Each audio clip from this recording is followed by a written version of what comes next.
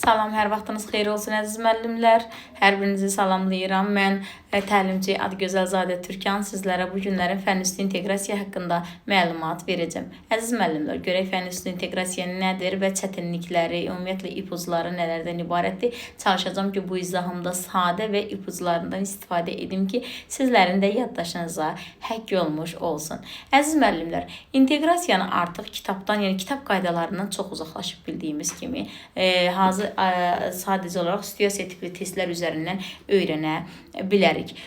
Ümumiyyətlə, artıq inteqrasiya, fənn üstü inteqrasiya deyəndə biz bilməliyik ki, artıq tətbiq nəzərdə tutulmalıdır. Məktəbdən kənar nəzərdə tutulmalıdır. Real olaraq, real gedib hardasa o işi yerinə yetirmək nəzərdə tutulmalıdır ki, biz real olaraq gedib həmin işi tətbiq eləməliyik ki, fənn üstü inteqrasiya götürə bilək. Əziz müəllimlər, məsəl üçün, şagird bir mövzu ilə bağlı sinifdən kənar çıxa bilirsə, real olaraq sinifdən kənar çıxa bilirsə, artıq onu kənarda tətbiq eləyə bilirsə, fənn üstü inteqrasiya kimi qiymətləndirmək olar. Yəni, fənn üstü inteqrasiya götürmək olar. Məsəl üçün, şagird hansısa bir əraziyə gedir, deyək ki, məsələn, biologiya dərsindən bir botanika bağına gedirsə, orada təbii bitkilərin və yaxud da növlərini, rənglərini araşdırırsa, bələdcədən müəyyən məlumatlar əldə edə bilirsə, artıq bu fənn üstü inteqrasiya götürülür. Ümumiyyətlə, fənn üstü inteqrasiyada nələri fənn üstü inteqrasiya kimi götürmək olmaz,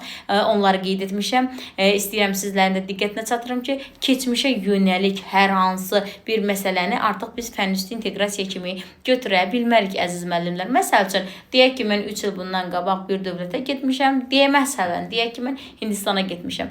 3 il bundan qabaq Hindistana getmişəm, oranın mədəniyyəti haqqında mən bir məlumat öyrənmişəmsə, artıq mən bunu fənn üstü inteqrasiyaya götürə bilmərəm.